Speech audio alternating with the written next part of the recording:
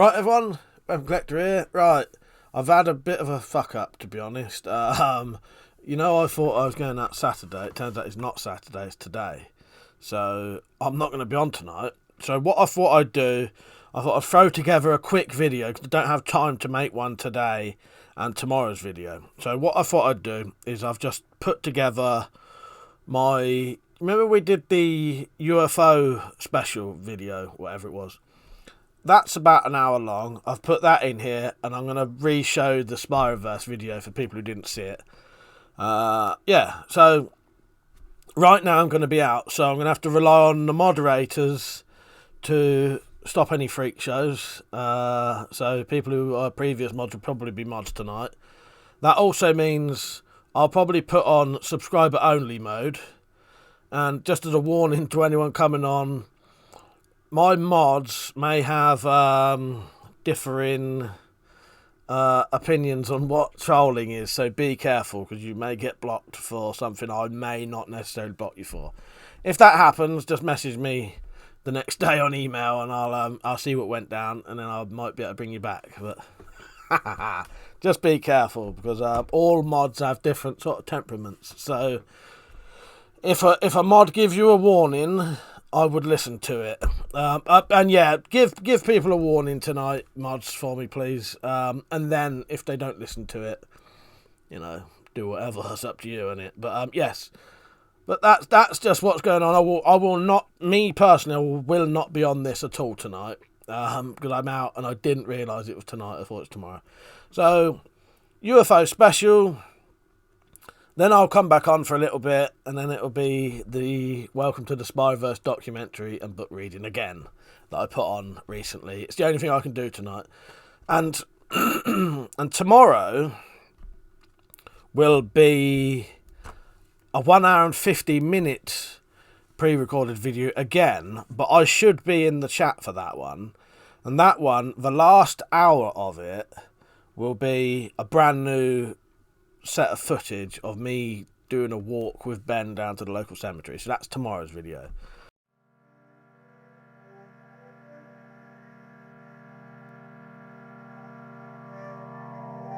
Right, everyone, WeaponCollector here. Right, it's World UFO Day today, so to celebrate that I thought I would do a video with your encounters and sightings of UFOs. So I've had a lot of people send in stories, videos, pictures. So it should be quite an interesting video, I reckon. Right now I have no idea how long this video is going to go on for, because I'm just recording this intro, then I'm going to edit it all together. Hopefully it's reasonably long, but I don't think it's going to be as long as the Halloween video I did. Definitely not. So what I'm going to do, I plan to, while you're watching this, you would have seen that there's a live chat down the side, so we can all talk about it. I won't do this intro for too long. We get into the interesting bits in a minute. But what we do is, when this video finishes, I recommend going to my channel and then just refreshing every now and then, because another live stream will come on afterwards where we can talk about UFOs for a bit more and talk about the video. So what you're going to see now are the stories that were sent in, including 2 of my own. One is something that actually happened this Friday, so last week. Pure coincidence, not planned obviously. I just thought while I was out there, because I was having a night out in the field, I thought, let's film the skies and see what happens. And something did. And then I'll tell you my other story a little bit later. So let's get on to the first one, which will be my one. There's some swearing in it and I'm drunk, so just be aware of that. I will come back after my one's played just to talk to you about it. Then I'll tell you my other story, and then we get down to everyone else's story, and I won't be back on until the very end. Alright? I hope you enjoy it. I'm back in a minute. I don't know how much you're going to see of this, but I thought while I was out in the evening, I'll see if I could catch a UFO. You're going to have to listen to some people chatting bollocks in the background though, because I'm having a night out. Can't see no one, but I'm pointing the camera up at the sky. Can you see any stars? Nah, it doesn't look like it. Yeah. Don't look like you can see anything. Well, no, but it won't show up to the sky anyway, will it? I wanted to try and... But look. Yeah, look, even if I do that, look, it's a black. Yeah, it's black screen. You can't see nothing. Fuck it, don't matter. No.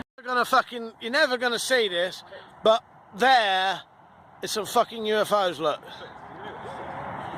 I've actually fucking filmed them. What is in the sky right now? UFOs. I don't know what they are. Well, what is a UFO? It's not an alien ship, it's an unidentified flying object. Exactly. So, that's aliens. On the night that we was going to film for UFOs, we actually fucking seen some UFOs. It's the Russians.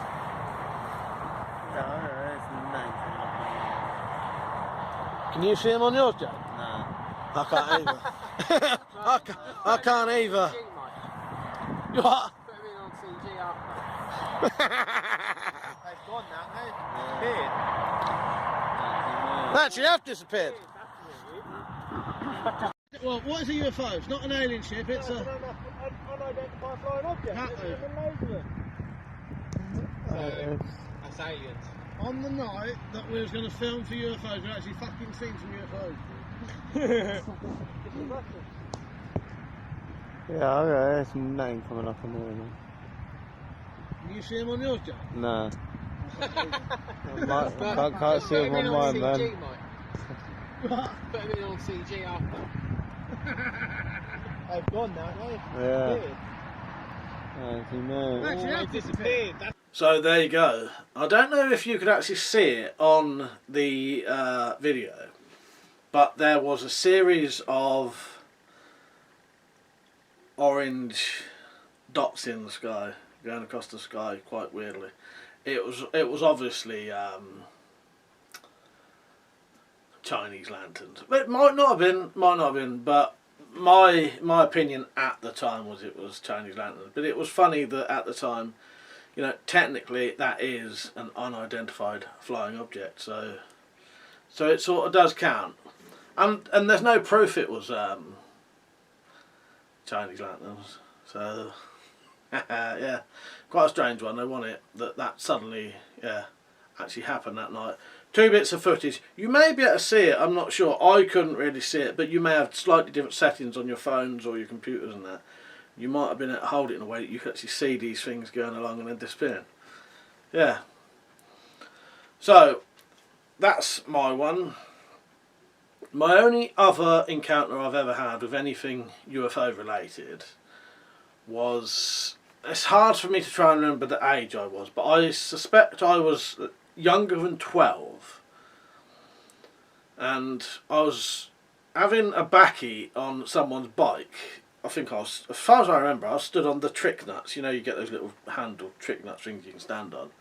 So riding along, my mate's riding along, and I've got my hands on his shoulder, stood on the back. And I suspect it. I can't remember. It wasn't dark. It definitely wasn't dark, but it was probably sort of just getting dark, as far as I remember. And we came down an alleyway into my road, because my road's like a dead end. And one of the only ways into it is either the road in or an alleyway in.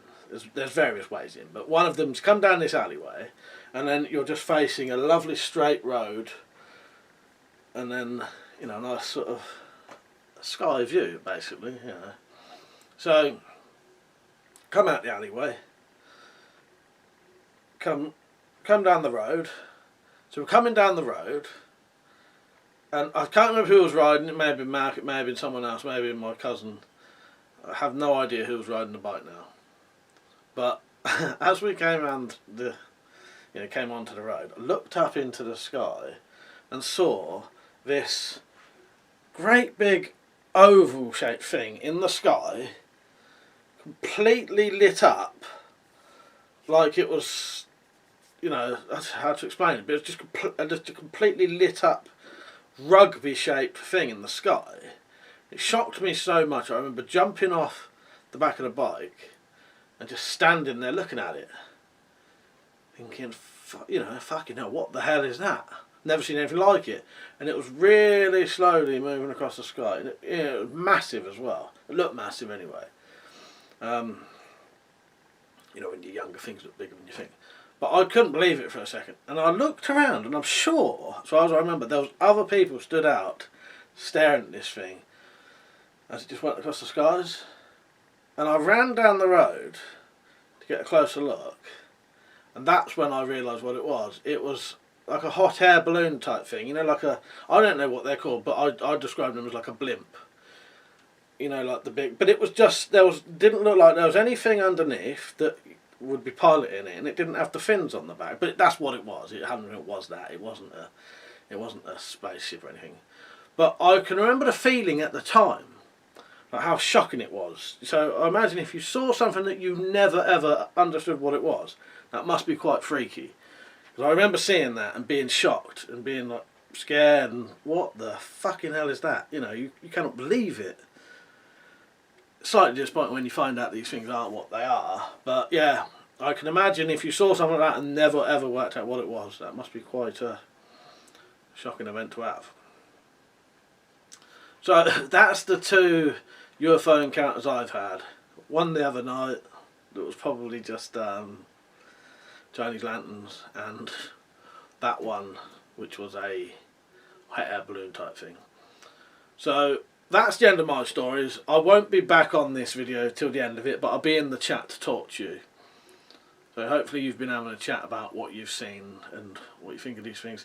Now we'll get on to everyone else's stories. Some of it will be videos, some of it will be pictures, some of it will just be statements that people have put on, just to bolster the fact that a lot of people have seen these type of things, but they really can't explain it, and it's just, I've seen it and that's it. So I'll add those in just to show how many people do say they have seen things. Alright, so I hope you enjoy it. Keep watching. Don't forget to watch to the very end, and then don't forget to go and watch the live stream and join that. Josh Almighty.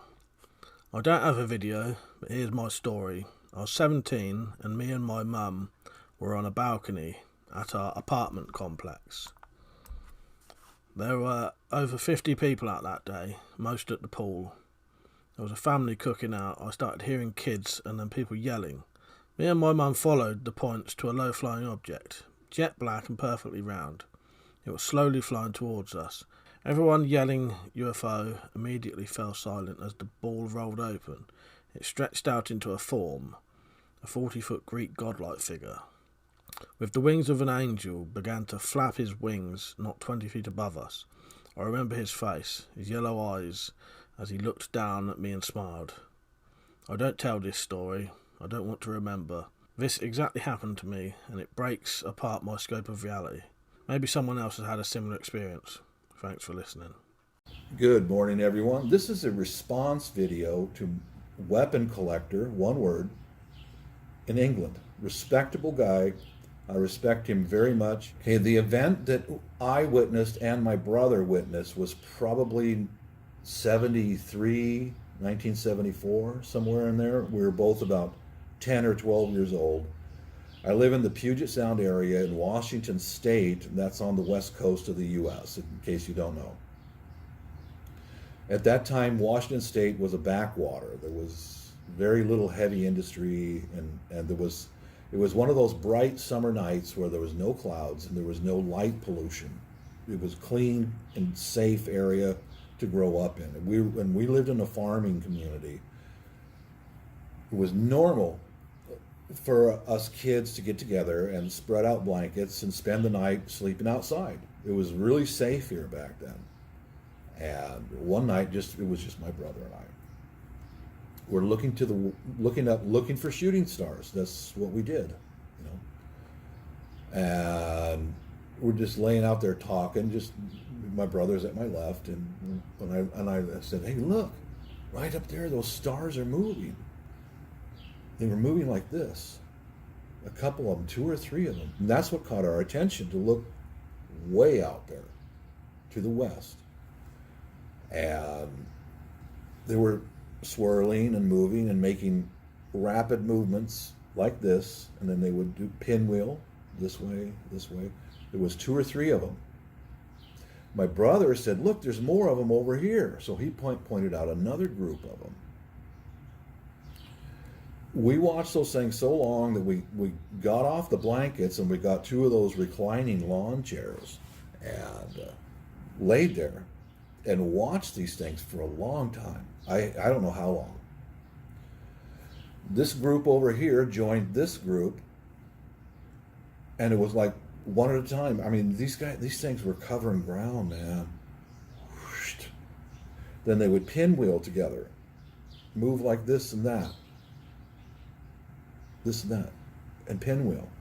So the 2 groups basically came together, and they were whirling around. Like 2 or 3 of them would whirl around like this, while another one would go up over here. It was absolutely unexplainable.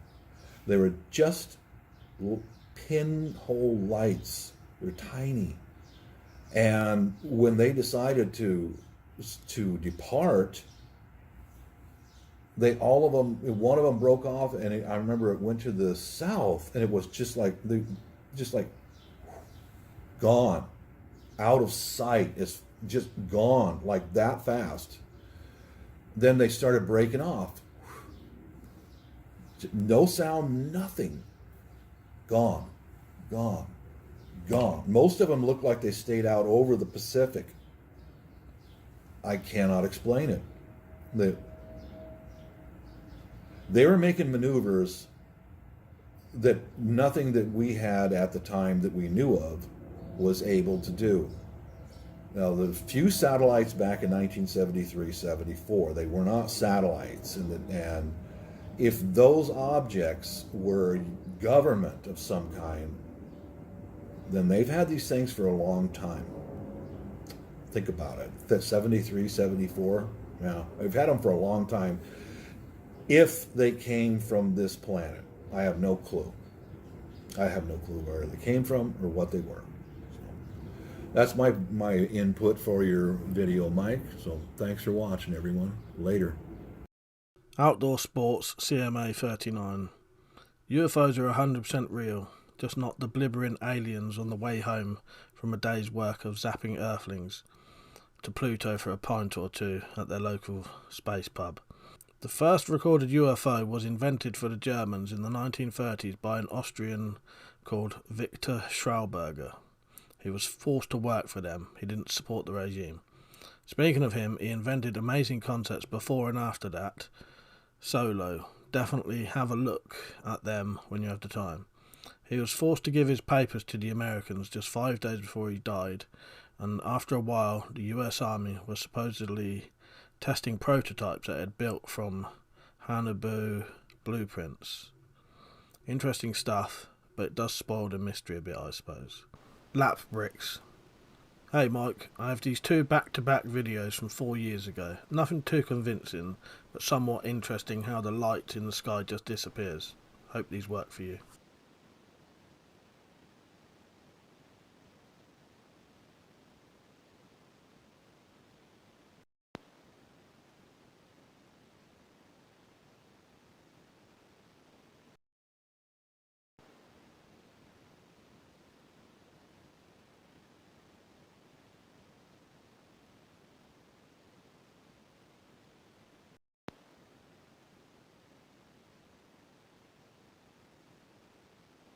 SRS Power. My granddad worked in radar for the RSRE and was employed to investigate UFOs for a few years. He told me the old argument about how many stars there are meant that there must be life out there somewhere, but he had no evidence of this. But extra-dimensional beings, he knew for sure. Z not Z. This took place in around 2003. I was working in a grass cutting team for a grounds maintenance company, and we were on our way to the firm's twin cab to yet another bit of grass that had to be cut. Whilst we were driving along, one of the other team members, who I shall call Osbert, a very religious fellow, who was also a liar, a thief, and a bit of a pervert as well, looked out of his window and said in a somewhat shaky voice, "What's that thing?" I looked past him and saw something that looked like a huge and elongated cold antibiotic capsule shape moving quite slowly across the sky. at a bit of an angle to us. The thing was a sort of silvery white, or whitish silver, whichever you prefer, with a line of black vertical ovals along its side, about 1/8 of the thing's height. I could see no control surfaces of any kind, nor any obvious signs of propulsion. My first thought was that it might be an airship of some kind, but airships have fins and gondolas, and this didn't, which also ruled out any kind of dirigible. I have to say that I found it quite fascinating myself. However, Osbert didn't find it fascinating at all. He found it very, very scary and started to get rather agitated. I think he thought it was a demon of some kind, come for his soul, which given his nature would have been understandable. After all, what's the point of demons if they don't get people like Osbert? He was starting to get into a real panic, telling the driver to go fast, who obviously didn't much like the look of the thing either and had sped up already, and getting very close to a complete freak-out stage. So to calm him down, I told him it was just a very big Russian aircraft, an Antonov AN-124, in case anyone was interested. Bloody thing's huge, they are too, very impressive. Very often turn up at our local airport where I used to work, which calmed things down a fair bit. Of course I was lying, it looked nothing like any aircraft I'd ever seen before or since.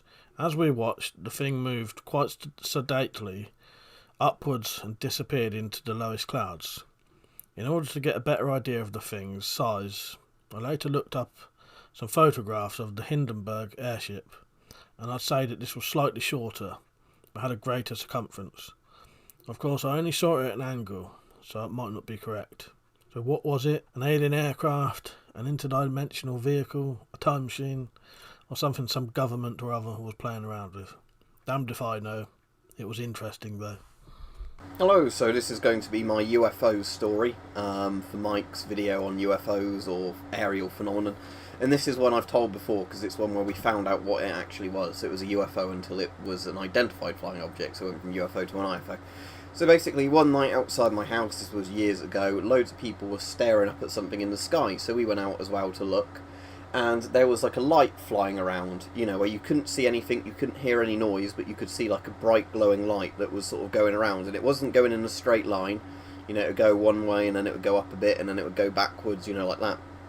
So it was moving in a way like a helicopter couldn't move and a plane couldn't move, and it was too low altitude to be those anyway. It was very, very weird.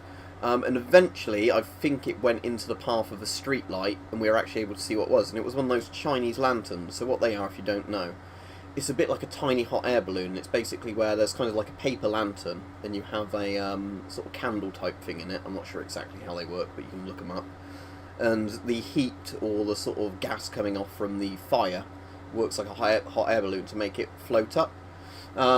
You know, it would basically work in a very similar way as if you had a helium balloon and put a light on a helium balloon, like a flashing light on a helium balloon, in the sense that when it's floating around in the dark, unless there's another light source, you won't be able to see what the object is. All you see is the light on it. So with a Chinese lantern, it'd be the candle. If it was a helium balloon, you know, you'd see the flashing light on it. And obviously where it was picking up different air currents and like the wind and stuff, it was moving with the wind and like, you know, updrafts of air maybe from people's chimneys and stuff like that. So that was the reason why it was floating around, and it would suddenly change direction, you know, and move at different speeds. But until you actually saw what it was in the light, it seemed to be like, you know, a light that could break all the laws of sort of physics in the sense of, you know, how a plane would travel, for example, because it could just literally turn on the spot, you know, and go backwards. So yeah, if ever you see a light in the sky that's not super high altitude and it's moving in weird ways, it might be a Chinese lantern or a helium balloon with a light on it, because that sort of, if you think about it, would probably explain a lot of the weird lights people see in the sky that, you know, don't have any reasonable explanation. Obviously, if it's much higher like an aircraft, then it'd be obviously something different, but if it's just sort of a low-level weird light moving around, it's probably a balloon or a lantern that's just sort of floating around in the wind.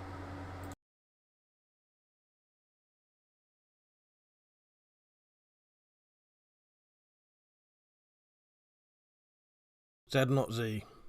This story takes place during the summer of 1976, the summer of burning hell as I like to call it. Myself and a friend were on our motorbikes. We each had a Honda CB200, as we hadn't yet passed our bike tests, riding through what is very pretty countryside in the daylight, returning from visiting some friends in the next county, at around 1:30 on a still and breezeless Saturday morning. We'd gotten about halfway back when we decided to stop for a cigarette and parked the bikes on the wide roadside verge. There was a moment of excitement when my friend lit his cigarette the wrong way round and got a lungful of filter. The cool brand of cigarettes at the time were the More brand, with a dark brown colour all over, so it was easy enough to do in the dark. After he'd finished coughing and swearing, I was quite impressed at how well he did the two things at the same time. He lit another one the right way round, and we stood by the bikes enjoying our smokes and looking into the clear starry sky. After about 30 seconds, a bright light stabbed downwards and lit up the side of a nearby hill. I first thought it was a military helicopter. We wondered what they were up to. My friend, who had a somewhat fanciful imagination, thought they might have been after a spy or maybe a saboteur. I thought it was more likely that it was just crew doing some nighttime navigation training and were shining the light to look for landmarks. Then we realised we couldn't hear any helicopter noises. We couldn't see what was shining the light either, which we thought was a bit odd. The light moved slowly across the hill till it was shining on the other slope. Then suddenly whatever it was suddenly dropped downwards far faster than you'd expect from a helicopter or aircraft and disappeared behind the hill. My friend said something like, "Fucking hell, they're crashing," or something like that anyway. I can't remember exactly. We were waiting for the sounds of an impact or even an explosion, but there were none. After a few seconds we looked at each other and said, "That's strange." My friend replied that it wasn't just strange, it was bloody weird, and that he didn't much like it. I had to admit that I wasn't too keen on it either, and when my friend said he thought that whatever it was couldn't have been from this planet, otherwise it would have crashed, I didn't disagree with him. Anyway, that thought was enough for us. The smokes were hurled away, the bikes were quickly started, and we were off. All I can say is that it was a good job there was no plot about, as we'd have got a nasty fine for speeding that night, if there had been. As to what it was, I still can't say, as we never saw what it was that was shining the light, which I suppose does mean it was unidentified. And I often wondered what that thing might have been, but I still can't come up with an answer, so I'll leave it to everyone else to come up with suggestions.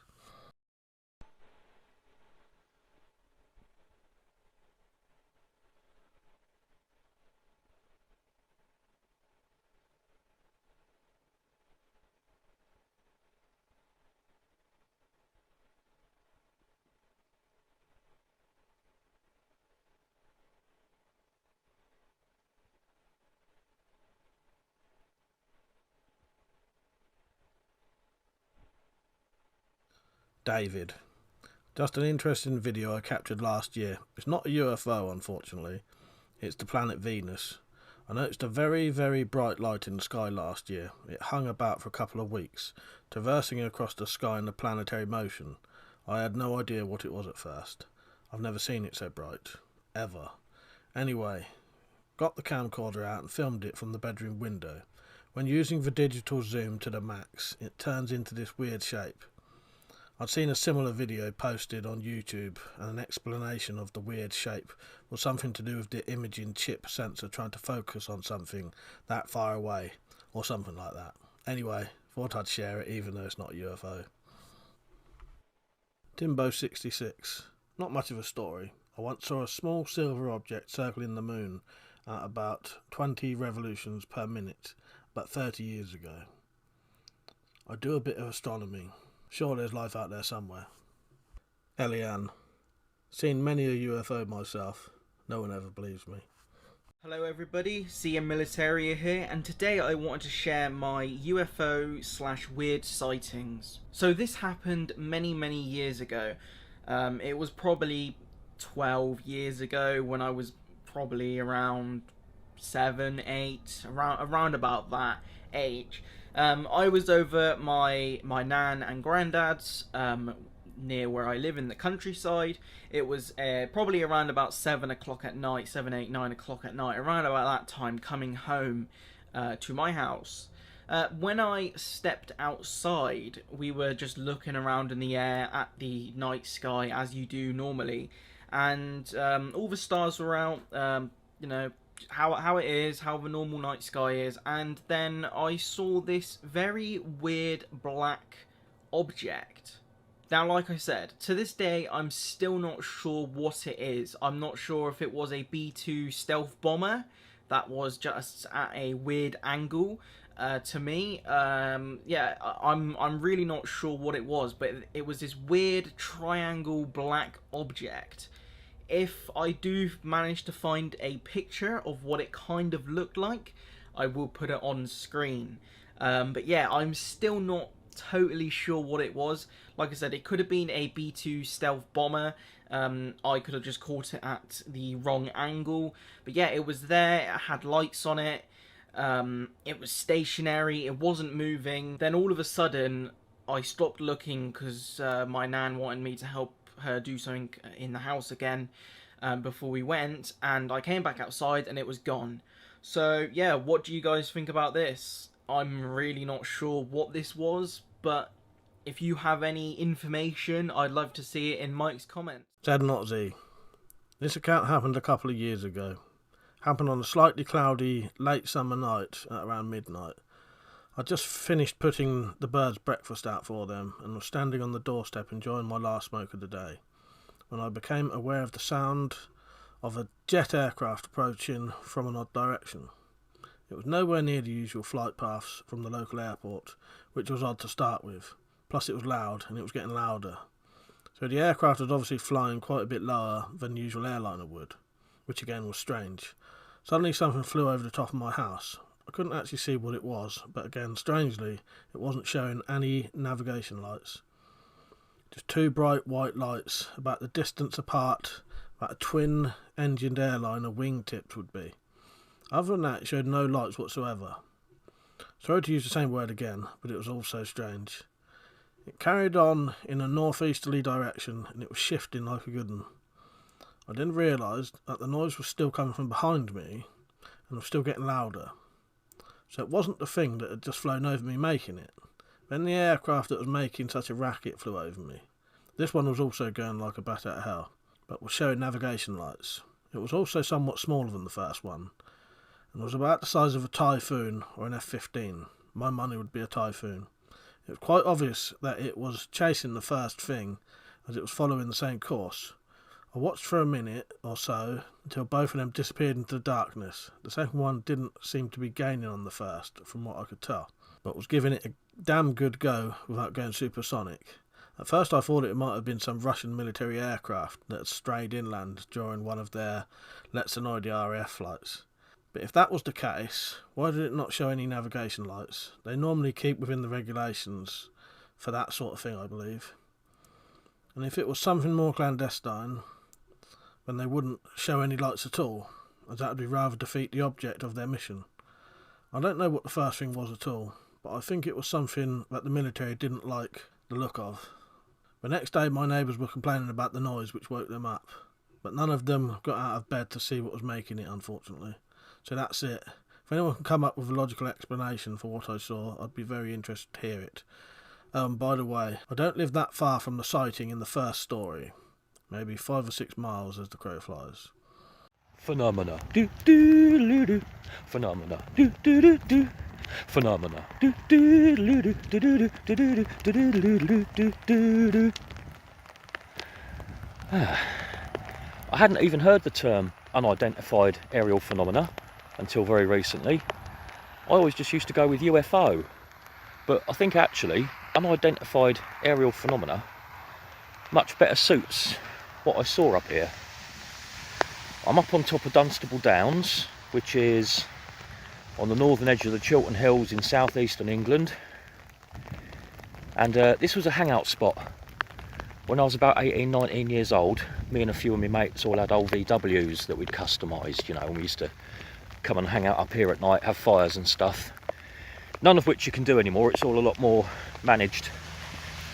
The rain's getting heavy. What I saw was just down there. I'm going to go and jump back in the car and we shall discuss it further. This rain's going nowhere. But this is the location. Anyway, I was parked at the time. I wasn't in this car park. I was parked just over there where it's just grass. You used to be able to park just on the grass. But we're talking down there, just beyond the Glider Club. I think actually it was slightly more in that direction towards Wellhead, where there are lots of springs, interestingly, because what I think this was that I saw has been, you know, quite closely associated with springs and chalk aquifers. Anyway, this is too much. I'm going to go over the shed. I'll see you there. So much rain.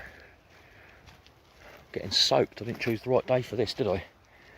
Right. Let's go and sit down in the dry.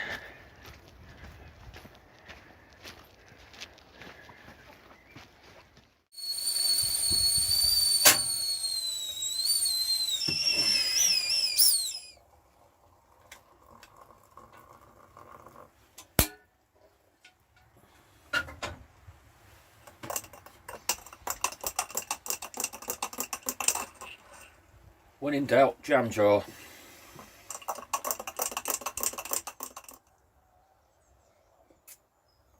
Right, where were we? We were in 1992, I think. Actually, before we go to 1992, very briefly, my very first UFO experience, I was about 4 or 5 years old, and it was Christmas morning. And I looked out the lounge window, the little house we lived in at the time, and I saw what in hindsight was obviously a meteor. I saw this meteor go flashing across the sky in front of the moon. It was early morning, so it was still dark. And I remember rushing upstairs to tell Mum and Dad that I'd just seen Santa Claus flying back to Greenland before it gets light. I think I might have been confusing Santa Claus with vampires at the time, I don't know. But yeah, that was a meteor I saw when I was very small. And I didn't think it was a UFO, I thought it was Santa. But I think it counts, doesn't it? It does count as a UFO. Back to 1992. I was sat at the top of the downs there where we just were in the rain. Sitting there in my Beetle. And for some reason I was the only one there. I can't remember why. I don't know if I'd got there before everybody else or whatever. No idea. I can't remember what time of year it was, but it was dark. I was sitting up there on my own one night, and off in the distance, down where I showed you on the lower ground, just beyond the gliding club, I could see this ball of light. It was a kind of blue. It wasn't a warm yellowy orangey light. It was a bluish white light. Difficult to tell exactly how big it was. I'd guess somewhere between a tennis ball and a netball, basketball, you know, football, that sort of size. And it was moving in a manner which seemed intelligently controlled to me. I was sitting there watching this thing, and you could see it down roughly at ground level most of the time. It was kind of hovering above what I perceived to be about ground level. It was dark, remember. What helped me sort of decide it was at ground level was because as it was moving along, I could see it coming on and off as it went past bushes and trees in front of it. You could see it flickering in and out of your line of sight as it went behind the bushes and the trees. And there's lots of little mounds and hills and things down there as well. And it wasn't just moving horizontally. Every now and then, it would rise dead vertically to, I don't know, a height of not much, 20-30 feet maybe. It would slowly and very deliberately looking rise up to a height of 20 or 30 feet, pause, come back down again, and then continue its horizontal. You know, it looked like it was being controlled somehow. It didn't look like a very random natural phenomena. Now I just sat and watched it. It was a fair bit off in the distance. Didn't seem to be any sort of threat or anything like that, you know. I was just sitting there watching it. It was all very entertaining. And then after, I don't know, I'd say, this didn't go any longer than maybe 4 minutes, something like that. And I can't remember how it disappeared. I can't remember if it faded out. It certainly didn't do anything as dramatic as shooting off into space or anything like that. I think it just kind of went behind a tree and never came out again, you know. I didn't perceive it as a UFO. I didn't know what to make of it. But me being the earthy kind of fella that I am, I just set it in my mind for the fun of it. I set it in my mind that maybe I'd seen a will-o'-the-wisp. You know, one of these old traditional sort of spirit things that I don't know if you remember the Kenneth Williams animated series from the early 80s, Will-O-the-Wisp. It's a spirit that wanders around at night, you know. I'd sort of put it in my head, oh, maybe that's what I saw, that'd be good, wouldn't it, you know. And I mentioned this in a Halloween video that went on Mike's channel, and our mate Zed, Mr. Z not Z, he suggested that maybe what I'd seen was ball lightning. Now, I used to read the 14 Times. I'm kind of aware of ball lightning, but I've never really looked at videos of it or anything like that. And that name, ball lightning, the lightning bit, it makes you just think, oh, up in the sky. And this thing I saw, it was pretty much at ground level. But I started looking up some videos and some footage of ball lightning, and yeah, that's what I saw. I'm 99% certain that was ball lightning. It's no disappointment though to learn that was probably ball lightning, because ball lightning itself is an absolute mystery to science. Nobody's got any idea what this stuff is. You just have to go on Wikipedia and you'll see a list of, I don't know what, 12 to 15 different scientific theories as to what ball lightning might actually be. It's so rare and random, nobody can measure it, nobody can test it. And I'm extremely lucky to have seen it, you know. So the fact that it wasn't some earth spirit and the fact that it wasn't aliens really doesn't matter. What I saw was something very rare and special. Some of these theories, they say it's kind of residual ionized air left over after a lightning strike. Other theories say that it's to do with the amount of silica and calcium in the soil. Well, calcium in the soil, yes, I can see that, because we're on a big old load of chalk here, and a couple of 100 feet down below that chalk are vast freshwater aquifers. And all along this ridge of chalk hills that I live on, it really is a hot spot for ball lightning. People see it a lot. They see it around aquifers and springs, and they see it in chalky areas. And it's no coincidence that people see it in the same places as you get crop circles, for example. We do get the occasional crop circle around here, and I'm really hoping that one day I might, you know, well, it's a long shot, but I might one day, you never know, get to film a crop circle for you, because they tend to appear, it's not been for a few years now, but they tend to appear over by Barton le Clay, where I filmed before. Remember that beautiful spring over in the Barton Hills? And Sharpano clappers, they appear on the fields around there. And there's a video I've seen on YouTube. Now let me have a look. I wrote it down.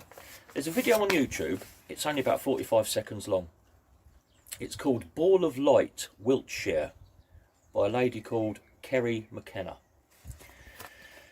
That particular video shows very much what I saw, almost exactly. I suspect what I saw was a bit bigger than what she filmed, but it's difficult to tell. It depends on how intensely bright it was, etc, etc. But if you go and see that video there, it's only 45 seconds long. That's a pretty accurate image of what I saw.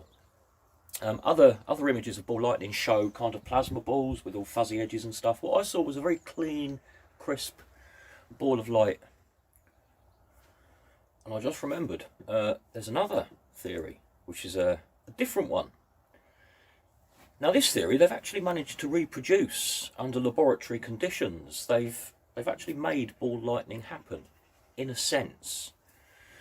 What they've done is they bombarded people's brains with magnetism, basically, electromagnetism, and that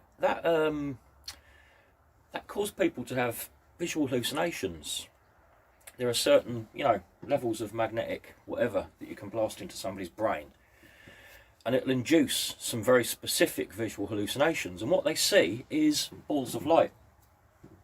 So that is another possibility. That's interesting. Maybe there could be some sort of disturbance in the Earth's magnetic field, and if you're in the right place at the right time, it will make you see ball lightning. Or maybe it could be because there's a huge alien mothership just passing overhead, thus making it even more of a UFO experience. I don't suppose I'll ever get to see ball lightning again. So I'm pretty lucky to have seen it. It's a shame it happened when it did, because people weren't walking around with mobile phones even, let alone cameras on their phones. Not that my phone's even got a camera on it anyway, so it wouldn't make any difference, would it? Anyway, yeah, I don't suppose I'll ever see it again. So what I'm saying is, it's a shame in a way that I haven't got it on video. But you can go and take a look at that, what was it, Ball of Light Wiltshire video. I'll give you a fair idea of what I saw. I hope you found that mildly interesting. Point is, really, that even though I think I've explained it, it was still a pretty fantastic thing to see. You know, now keep your eyes open. You never know, you might get to see some yourself. See you later. David, regards to your UFO stories, at one point I was working in BT and we took the contract for the military network, connecting personnel within bases to other bases and to landlines, etc. I also took the UFO sighting calls, which we had to log. Anyway, didn't get a lot of them, surprisingly enough, but when they did come in, it would normally be a couple of calls that had come in on the same night from people in different parts of the UK, hundreds of miles away from each other, usually describing the same type of UFO. Occasionally you'd get someone reporting something and you'd think, complete bollocks.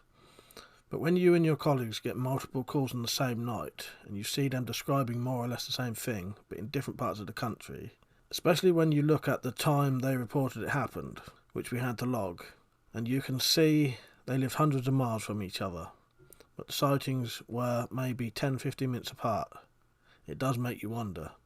UFO, experimental military technology, who knows, but there is meant to be a US military disclosure later this month about UFOs. So absolutely, there has been cover-ups of some kind. Hello everyone, this is Jeans and Jumper, and this is my story of my UFO encounter. Picture scene, 1994, Leicestershire primary school. It's summertime or late spring, and we're in the playground discussing the new latest football boots that have come out. This is how I can date it correctly. I remember it as if it was yesterday. There's two or three of us talking in the playground at the back, and a dinner lady nearby called Gail, and we were talking about the new Adidas Predator boots at the time, and I was just gazing to the distance, as I often do. That's where we were in the playground, just there, and looking in this direction, there was some pylons going across, looking like that, but a further distance, about a few miles away. So it wasn't as clear as that. But as I was looking at the pylons, I noticed something different, something weird moving above it. Now, the closest I can find of an image would be that. Now, it looked like an elongated Tic Tac, but the colour was white, but it was like the colour white with a real bright light being shone against it, so it was just bright white. It was really, really bright. And what really got me was how it was with the pylons. It was above the top row of cables, and it was going across like that, and then back across, then back across, in a very quick darting motion, a lot smoother than I can do it with this this mouse cursor. So it's just going across, like that, really quick, really fast, from left to right, left to right, left to right, and it just made me freeze. And I was watching this for, felt like minutes, but it was probably seconds, and I quickly shouted to the dinner lady, as a 9-year-old child would do when you see such a crazy thing, and I just said, "What's that?" And when you're looking up for an adult for a reasoned response, and hers was just shock. She had no explanation of it whatsoever, and I just kept watching it, and we were silent there watching it, and it kept going like that, like that, like that. And then I kept watching it, but the dinner lady turned to speak to the girl, Liz, that we were with. And as it was going like that suddenly it stopped right there and went poosh, shot it into the sky. I've never seen anything move that quick in my life, before or after. It just went poosh, upwards and disappeared. The size of it just got smaller and smaller in an instant, and just it disappeared. And that's my story. Yeah, so a bit weird. Remember it like yesterday. It's one of my most vivid memories of my life. Yeah, that's my story. Right, so there you go. That was all the stories. I'll tell you what, I really enjoyed that. Very interesting stuff. Some stories a bit like mine, where it looked very unusual, strange, and then it can be explained. Some things 100% definitely unexplainable. Yeah, I really enjoyed it. I hope you're having a good discussion about it. I would have been in the chat talking to you with these things anyway. If you're re-watching this, feel free to comment and let me know if you've got any stories. And sorry if you missed the video, anyone who wanted to join in. I did give people at least 2 weeks and 2 or 3 warnings that it was coming up, so I did try to get everyone in on the video. Yeah, fascinating stuff really, isn't it? Yeah, must be very interesting to see these things, and scary, and well, not necessarily scary. Sometimes it's just a very bizarre situation, isn't it? But yeah. So I'm going to do a live stream now. So when this video finishes, which will be any minute now, you'll see the outro bit. Go to my channel and just look out for the main video. If you refresh a couple of times, go off the channel, come back on. Eventually that live video will pop up any minute now. Alright? I hope you enjoyed the video. Don't forget to join the live stream so we can have a chat. Alright? See you later. And thank you everyone who joined in, I appreciate it. If it wasn't for you, these videos wouldn't get made, so yeah. I appreciate it. Cheers everyone. See you later.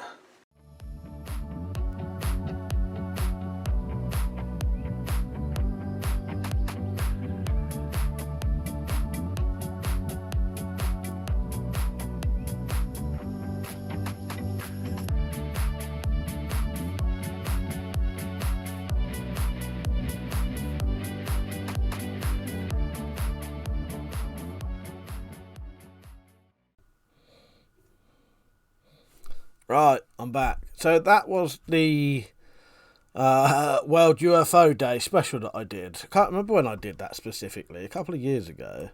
Let me see if it says the date. No, but I can't remember when that was. But it wasn't that long ago. But yeah, that was quite an enjoyable video. Quite a few good... Well, they was all good stories. Fascinating stuff, really. But I thought that would go perfectly with the Spiroverse stuff, because it's, I suppose it's sort of related. So, yes. So the next bit of footage is going to be the Spiroverse documentary. Now, if you don't know what the Spiroverse is, well, I don't actually need to tell you, because the whole point of the Spiroverse documentary is to explain it to you. So, watch the video, enjoy it, listen to the story, and yeah. And then you'll be fully aware of the Spiroverse then. And then, yeah, you'll know all the future things. So there's going to be a film coming soon. Right, so welcome to the Spiroverse documentary. And then I'll be back.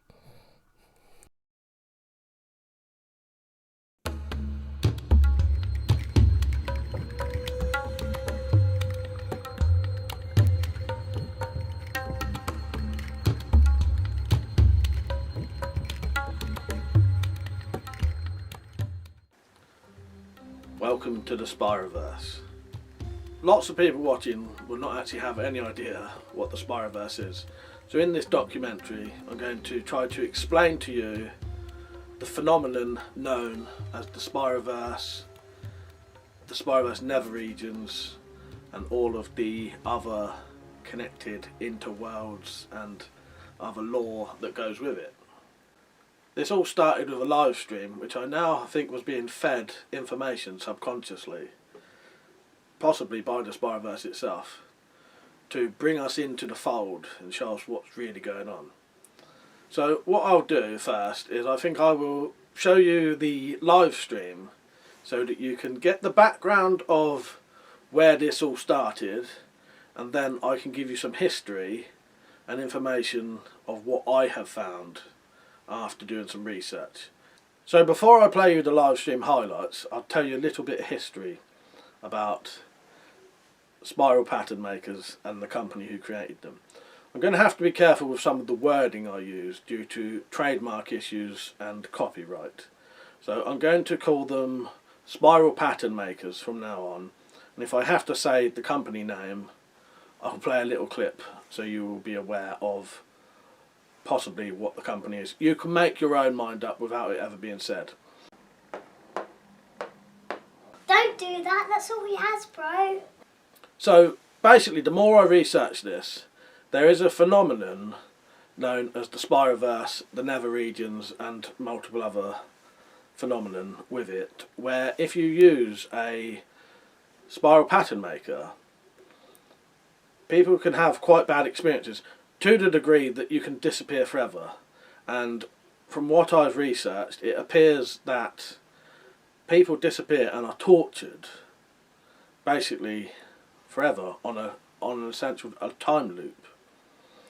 It appears some children go missing as well. The more I research this, it appears to be children in a bad home situation tend to be taken away, and children who are in a better situation tend to have bad experiences, like being scared, having nightmares.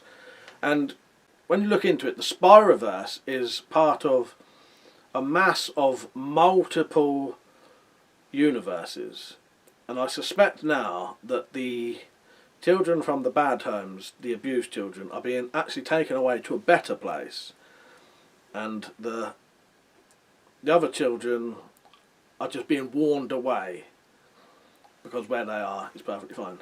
It appears that adults who do the spiral maker patterns, who are quite evil, tend to be taken away and tortured, or receive an injury called crinkle cut cock, which we'll talk about later. So that's the very basics of the Spiroverse. I will now show you a live stream of where we became aware of it, and then give you some more history afterwards. So what you're going to see now is around about 12-minute footage of the highlights of the live stream where we became acutely aware of the Spiroverse. Enjoy. Ain't Fragan said, do you think watching the Saw films subliminally made you buy a new Saw? You know what? Nice one. It might have. You know what? It might have. Because for years and years and years, I've been sawing away with this shitty saw that makes my shoulder fucking kill. Maybe it did. Maybe it finally spurred me on. I never thought about that, but yeah, maybe it finally did. It's sad. That's what those films were all along, a massive advert for big. Maybe, and I just didn't. And yes, you know what's happened, Nick? Right. So, all of the Saw films were a massive subliminal advert for B&Q. Once everyone had got enough saws, they changed the name, didn't they?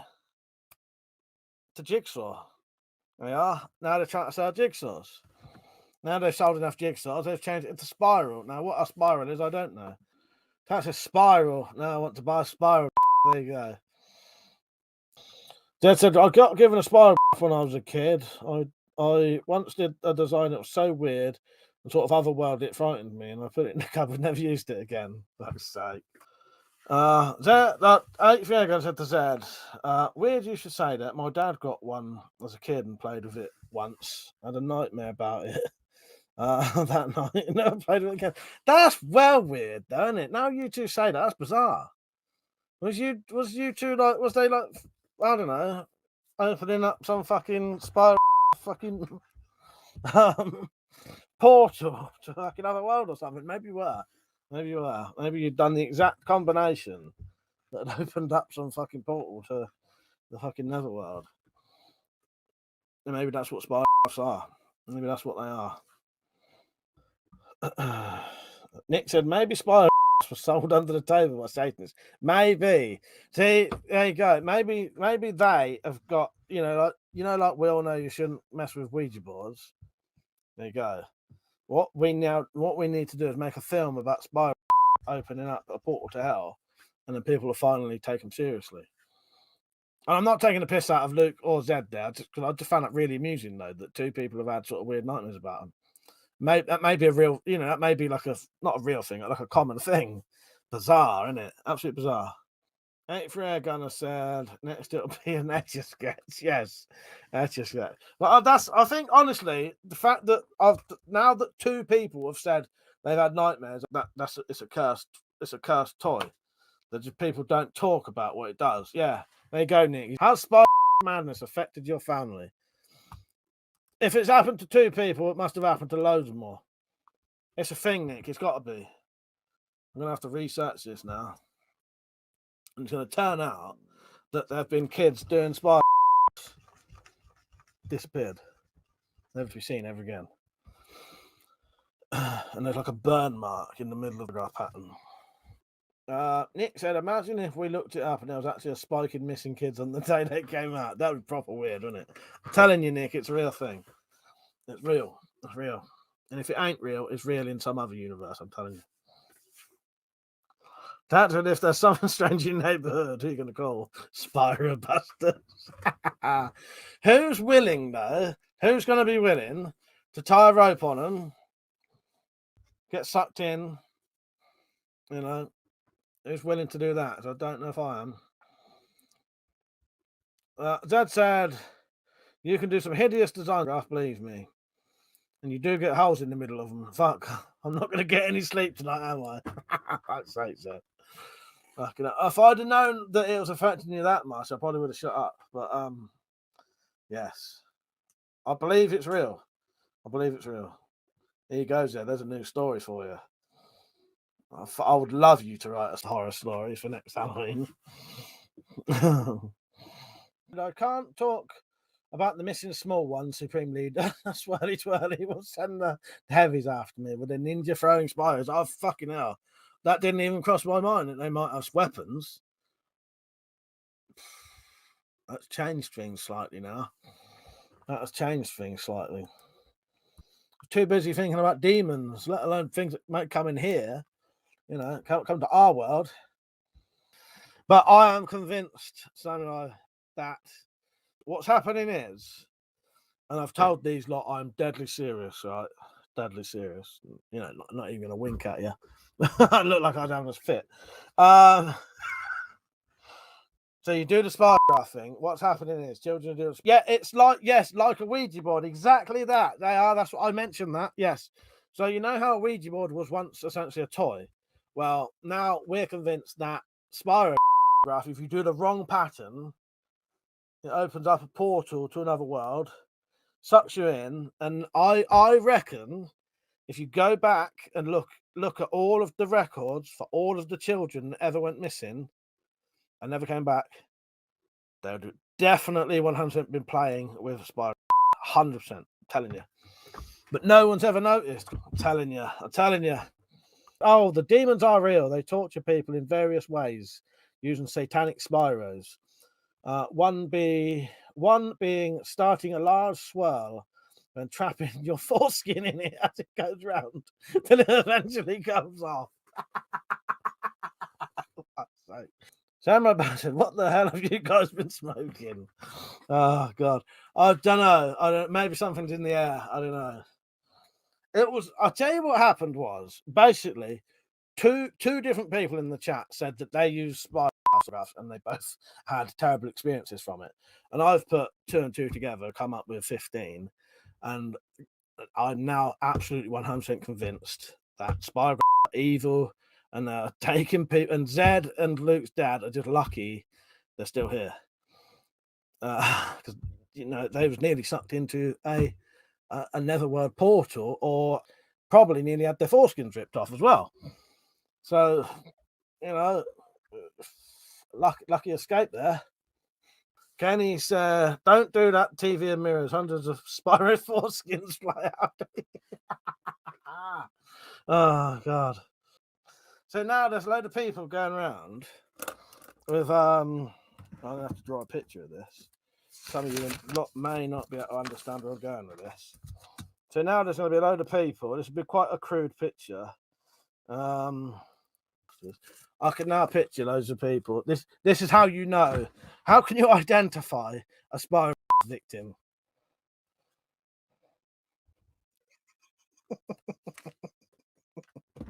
Oh my God.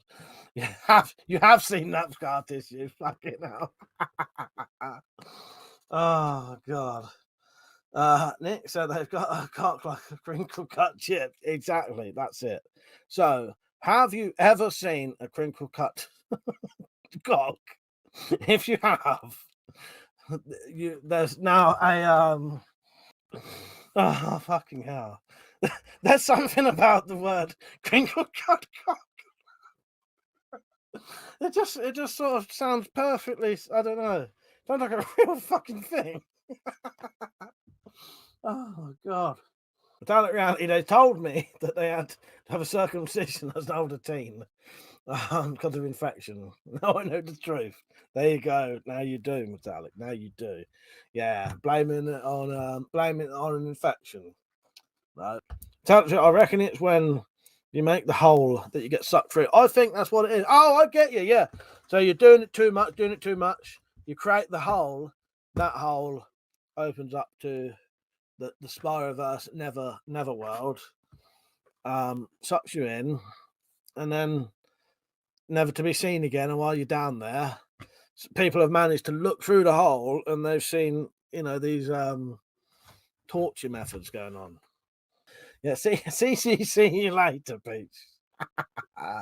So Roberto, I'm going to go look for my kid's Spyro. You'll be on later. I will be definitely. I'll definitely be on later. He said, I think if I use the Spyro, put Slayer on backwards, I might be an idea of what we're up against. Just be careful though.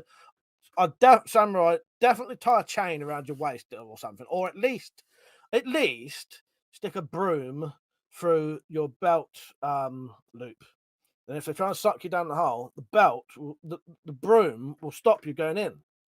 There you go. I just found a foolproof. Yeah, I can't think of the word, but yes, foolproof thing to stop you getting sucked into the Spiroverse Neverworld. That's what I just come back onto. Nick said, I don't think that'll help your case. Getting section. That was right. This stream is starting to seem like a fever dream. Where am I? Crinkle cut. Context is key. Wouldn't want to forget what happened to the foreskin on that dick pic. Fuck's sake. Black said, where's that YouTube visual bot when you need him? The talent reality, I have a feeling this is going to be one of those nights my neighbours will have to put up with my random outbursts of laughing. Crinkle cut said, I thought Mike was going to say, want to save yourself from Spyro Demons. That actually, as I was saying it, I thought someone's going to think I'm saying that. Someone's definitely going to think I'm saying that. Some of it, I'll use my katana. Good idea. Camera better. Thanks, Mike. I'll catch you later. See if you can get back on. I'm quite worried now. If you're going to do a spy, well, let's all wish Samurai Bird good luck.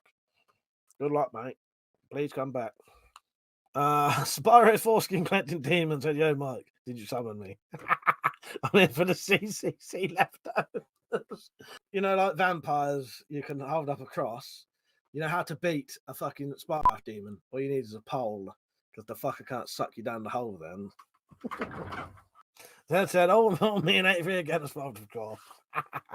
I don't.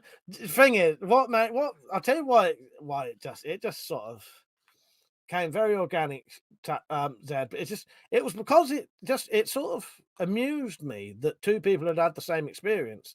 And in my head, as a sort of joke to myself, I thought that must be a common thing then. And then I thought, well, if that's a common thing, who knows? Right, hang on. What's Louise saying? Did she have a nightmare as well? I said I did a pattern with it and it frightened me. And I locked it in the cupboard and never used it again. Yeah, that's amazing. I genuinely think that's fucking amazing. Louise said, yeah, I know when I played with one as a kid and looked at it for ages, it was like being on a trip. That's 3 people now. I'm telling you, it's fucking true. That was trying to suck her in, but the hole wasn't there. Louise, you was that close to being sucked into a Spiroverse never world. It's just you just happened to have not made a hole in it. If you'd have made a hole in that paper, you would have got sucked in there, and we would never even know you now. I'm telling you, you're so lucky. Zed's lucky he chucked his in the cupboard. Luke's dad had nightmares about it. Count yourself lucky, I'm telling you. You know, that's 3 people who've corroborated this story now. I'm telling you, it's 100% true. 100% true. You need to spread the word. Everybody spread the word. So there you go, that was the live stream. And as you can see, there was quite a few people saying that they have bad experiences from spirographs, and just the way it came about seemed like we was being subconsciously led down a path to discover this phenomenon, and the more I looked into it, the more I found. So I did some research into the company that makes these spiral pattern makers. Stop that, that's all she has, bro. And you'll be surprised, or you may not be when you hear the information.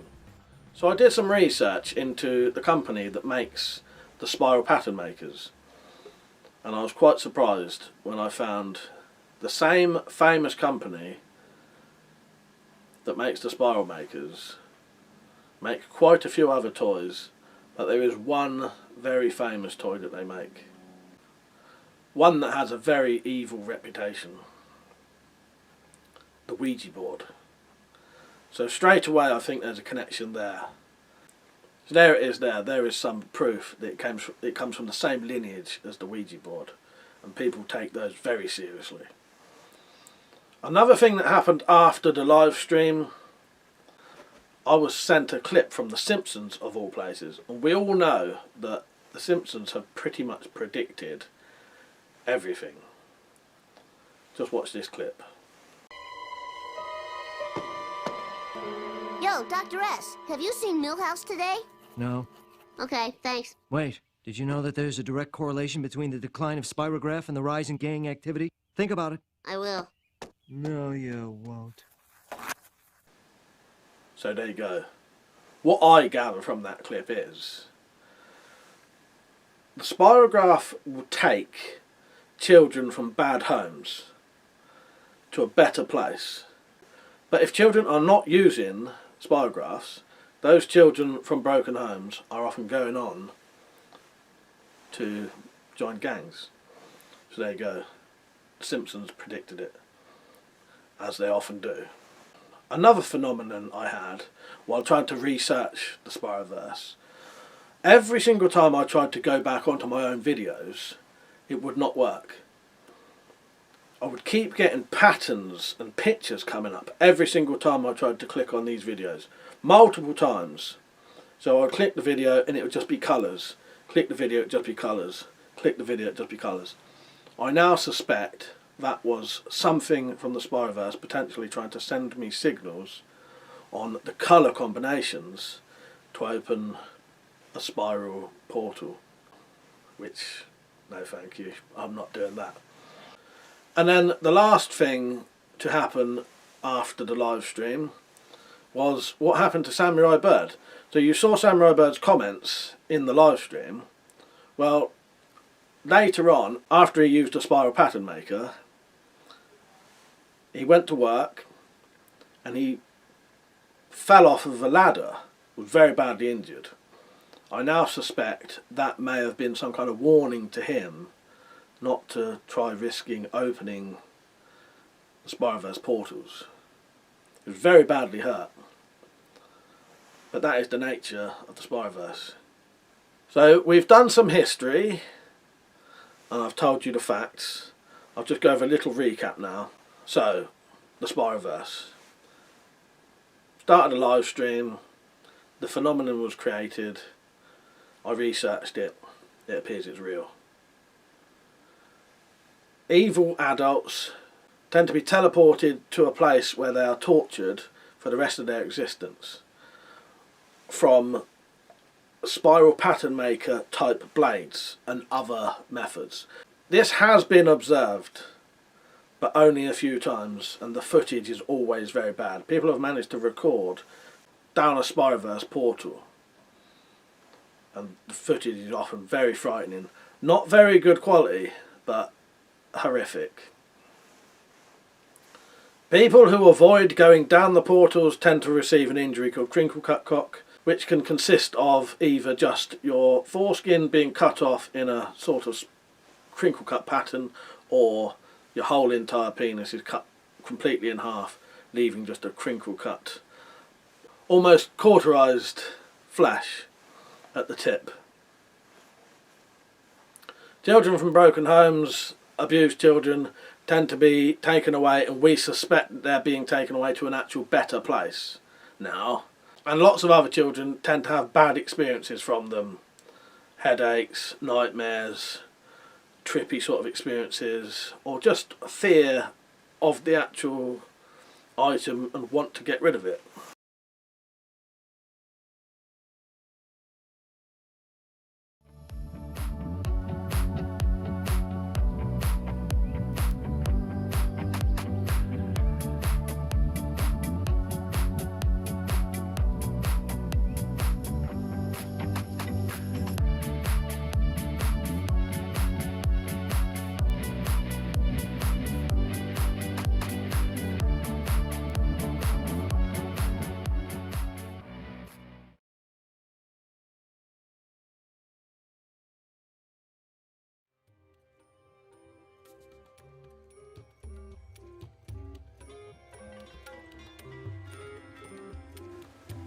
We now have some interviews with some people I've met along the way making this documentary.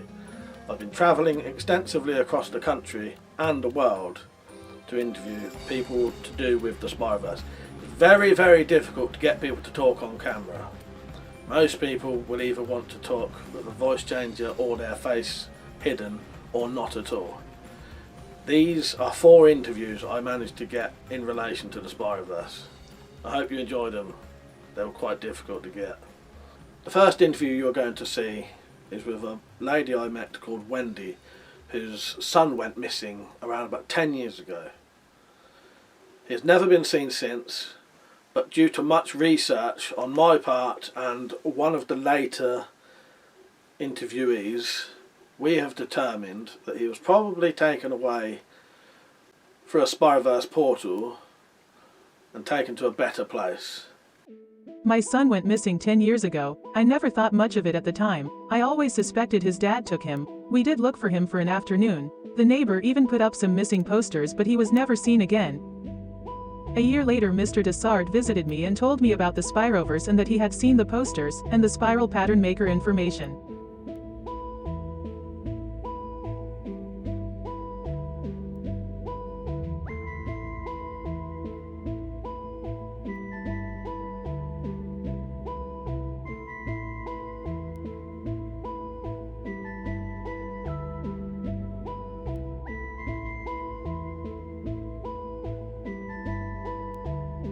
I never trusted that man, but he told me all about the other missing kids and how it goes with the spirals. That boy was always messing with those bloody things. I hated them. They made me feel all funny like, but he seemed to like them in a weird way. Dessart asked me if there was a spiral with a burnt hole in it. I said I wasn't sure. I never liked looking at that crap, and I slung them all away, but there could have been a burned one. Have you seen my son? Here's a picture of him the day he went missing. Take no notice of the bruises. He was a clumsy boy. I never did nothing to him, so don't say I did. I suspect Wendy's son has been taken to a better place. It's not my place to say that, but the environment that Wendy was bringing up her child was not the kind of place you'd want a child growing up. She claims in her interview that she'd chucked away all of the spiral patterns he did. That's a lie. Under his bed, I found this.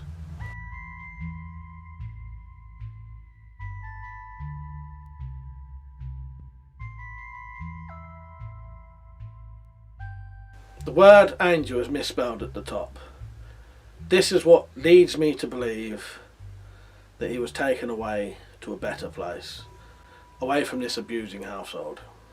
I also found under his bed this spiral with a burnt hole in the middle.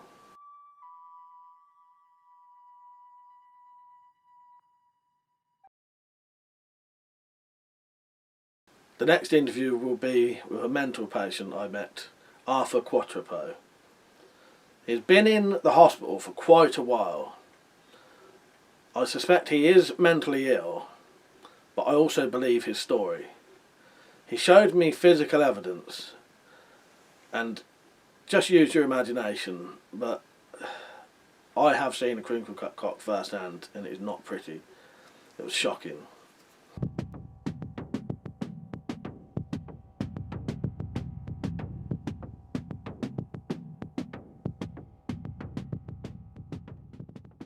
I've been in here 6 years. Why won't these bastards believe me? It was Spyro demons. They mutilated me.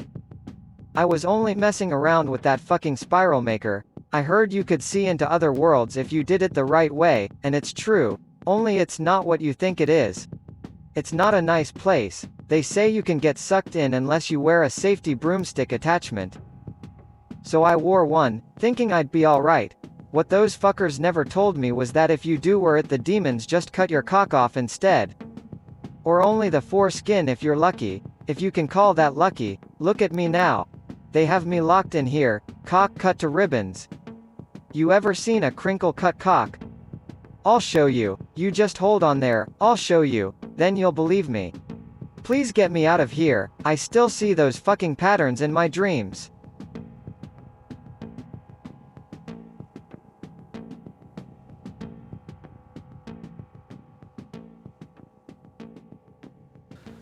As soon as Arthur had showed me his crinkle cut cock, he was taken away by the nurses, and he was shouting, "They're trying to open a portal, they're trying to open a portal." I've since spoken to more patients, and it appears that there are quite a few patients in that asylum who rant and rave about the Spiroverse, spiral pattern makers, portals, Spiroverse gates. I think at a later date I'm going to have to investigate the asylum a lot more. Something's going on there. Mark Desard. What can I say about Mark, other than he is probably one of the weirdest people I've ever met. Describes himself as an S&M enthusiast, Spiroverse investigator, and connoisseur of the weird and wonderful. When I met Mark, it turns out he knows quite a lot about the Spiroverse. Having already met Wendy, as you heard her speak about him, he's been researching the Spiroverse for quite a while, and I suspect for evil intent, possibly for his own gratification, sexual gratification. As I've mentioned, Mark Desard is a very weird man. I found out about the Spiroverse in the late 90s after being arrested at an S&M event. Some unlucky chap got cut, shall we say, in the groin area, and I was questioned over something called CCC. I had no idea at the time. I would say I'm a connoisseur of the weird and bizarre, so started to look into it. After much research, it appears certain children would disappear when using a spiral maker, mostly abused ones for some reason, and the children with good homes seemed to have adverse reaction to the spirals, but that was all. I was never interested in the kids. It was the teleporting I wanted to know about. If anything, those abused ones were probably getting taken to a better place, and the other kids got a warning to stop using them. If you look up any information about the Spiroverse, it all comes back to multiple universes. I wanted to see those other places. Surely everyone wants to see the unknown, feel new feelings and pleasure. After much research, it appears certain patterns will open a portal. My initial thoughts were to open a small portal and look in, but that's when you get crinkle cut cock or worse. So I thought I could use a telescopic sight and a camera to film it, aim it down the portal. I also handcuffed my leg to the radiator over there. and then I used a broom in my trousers belt loop to stop me going down the hole. They now call those safety broomstick attachments in the Spiroverse investigation groups. Do you want to see the footage? We can have some dinner after. Fancy a drink?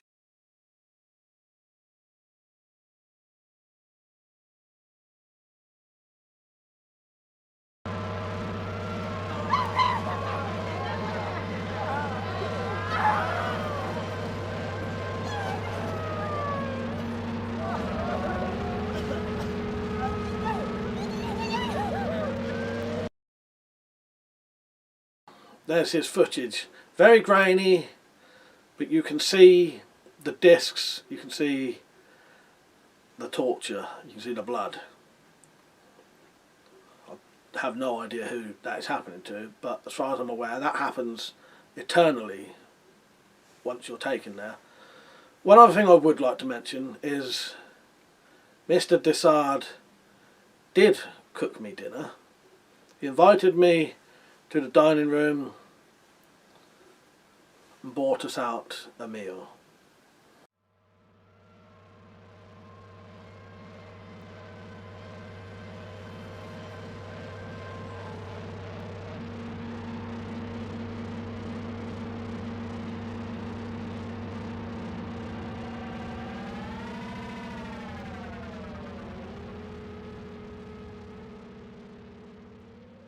I now suspect Dessard is potentially trying to receive crinkle-cut cock. I have no evidence of this. As I mentioned, I think he's slightly insane. Mark Dessard is now missing, presumed dead by the police. I suspect he's been taken to the Spiroverse. And having travelled to America, I finally interviewed Otis. He had been promising me a very interesting story for quite a while. I met him. He couldn't really walk properly at the time. Wouldn't tell me why. He said I would find out during the interview.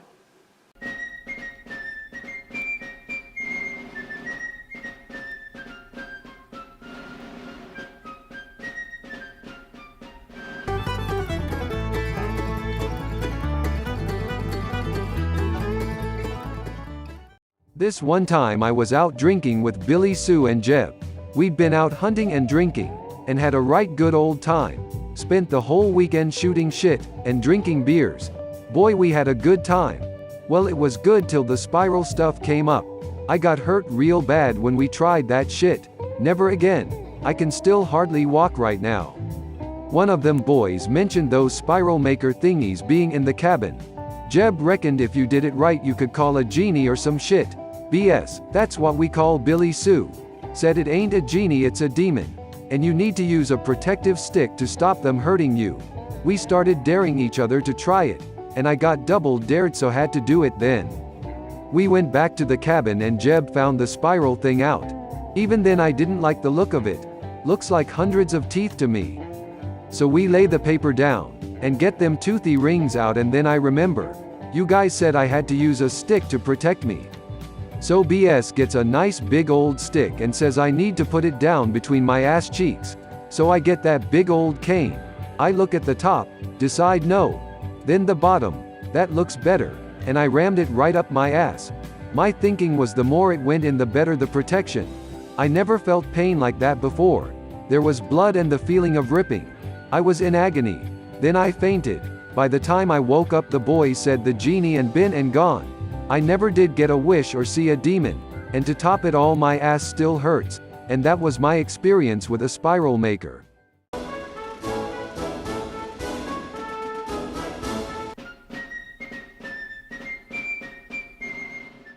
So there you go. That one was a complete waste of time. After a hard day's graft, nothing quite relaxes me like a nice cold pint of vodka.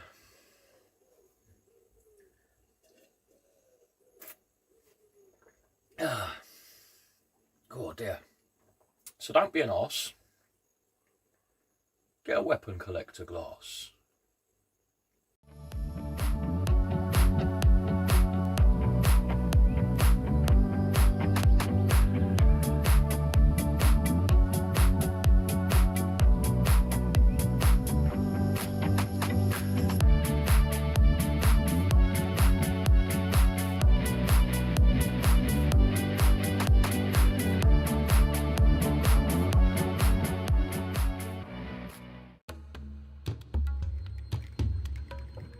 Now that I've started to research the Spiroverse, it appears it is becoming quite a phenomenon.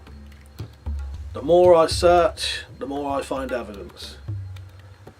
If you look online, you can find various products and videos and multiple medias that are connected with the Spiroverse.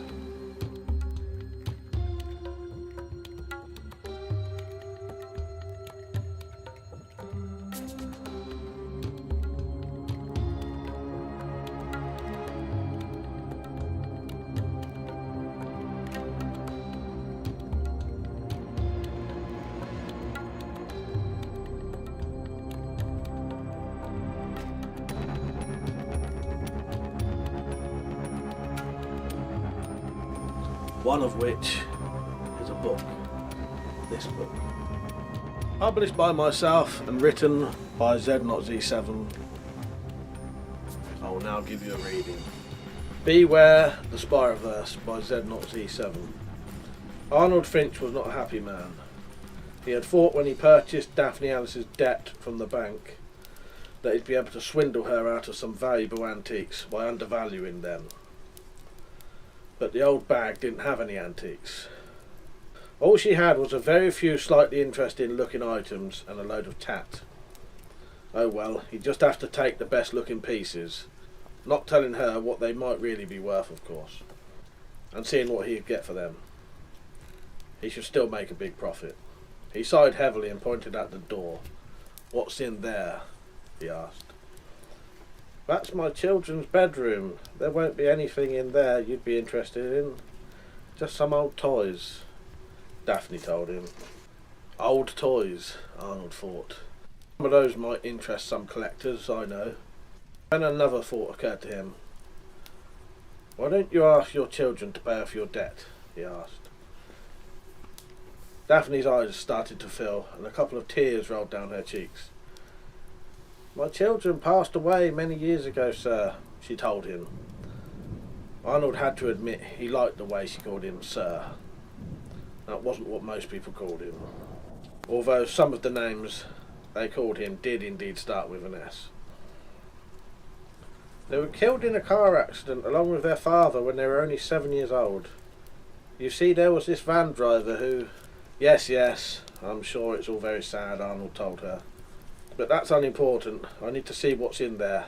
He then pushed the door open and stepped into the room. When he stepped into the room and looked around, his eyes widened in surprise. The room looked as if it was still in use, with the beds made up, ready to be used, toys laying on the floor as if they'd only just had someone playing with them. When he smiled, some of those toys looked quite old. The toy cars might well worth be something, and those Action Man figures might make a few quid as well. But it was the teddy bears and the dolls that really interested him. Some of them were probably handed down from older family members and could be pretty valuable. And an old train set was probably worth a couple of £100, if not more, at least. Arnold quickly calmed himself down, took a deep breath and sighed. "Well, let's see what we have here," he said, trying to sound disappointed. "I suppose some of these might be worth a few pounds." Daphne looked at him with horror in her eyes. "Oh no, sir. Not my children's toys. Please, sir, not them." Arnold gave her a stern look. "Mrs. Ellis, you still owe £450. We have to get that debt down a bit, haven't we?" "I explained to the bank why I got behind in payments," Daphne told him in a quiet voice. "It's not really my fault. The people who I did cleaning for moved away. I haven't been able to find a replacement for them yet." "You are not dealing with the bank now, Mrs. Ellis," Arnold told her. "They passed your debt on to me." He spread his hands and tried to look innocent. "And I'm not a rich man." A complete lie. Arnold was really quite wealthy. "And I have to eat like everyone else." Daphne's expression made it clear that in her opinion he probably relied on the fresh blood of young virgins for his sustenance. But she said nothing. Arnold didn't like that look at all. It annoyed him, and he decided to make her pay for it. "Well, now we have that sorted, let's see what we have here, shall we?" he said, doing his best not to let his annoyance show. He went round the room picking up the toys and making little disappointed sounds. He put the train set, the toy cars, the dolls and the teddy bears in a neat pile. I might be able to get perhaps £4 or £5 each for these, I suppose. He lied. I don't suppose you have the boxes for them, do you? I have the boxes for the cars, Daphne told him. My husband liked to keep them. He never said why though. Some people just like to keep them for some reason, I don't know why, Arnold lied. Perhaps you could get them for me. It'll help me transport them. Daphne left the room saying, I'll see if I can find them. I think they're under the stairs. As soon as she'd left the room, Arnold grinned. He'd noticed that a couple of the bears were by Stife and looked pretty old. He had a feeling that the big white one might even pay for the debt on its own, and the train set and the toy cars would no doubt provide him with a handsome profit. He noticed some very collectible ones, including a 60s Batmobile and an original James Bond Aston Martin, along with a Chitty Bang Bang.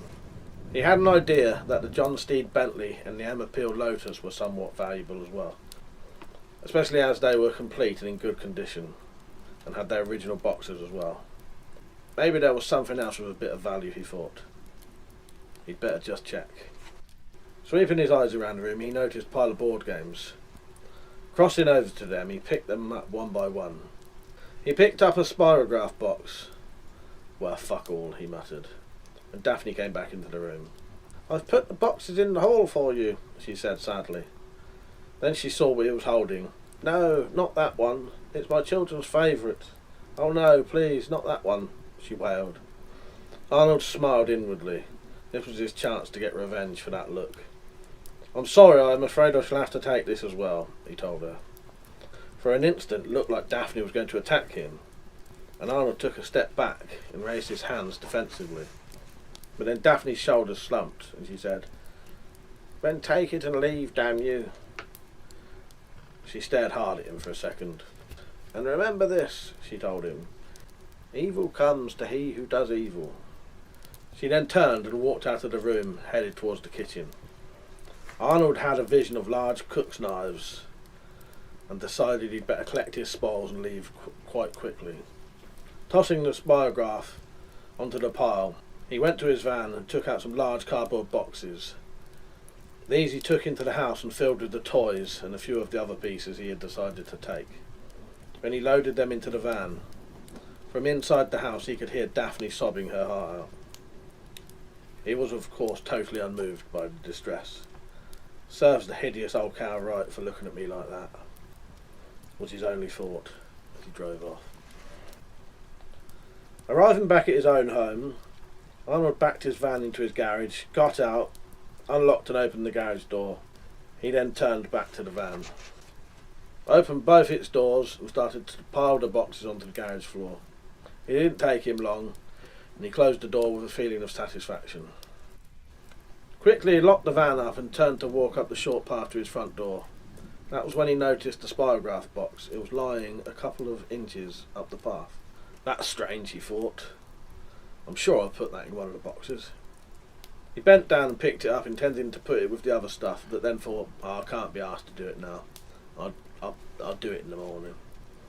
Once inside, he went into his sitting room and placed the box on the coffee table.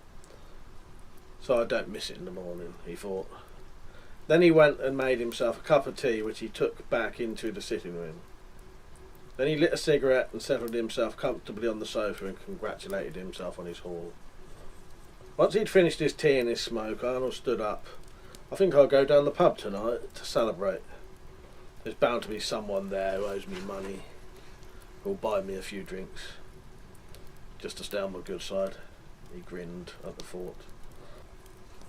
I'll just have to eat something first, then have a shower. Got to keep up appearances after all. Arnold prided himself on always looking smart.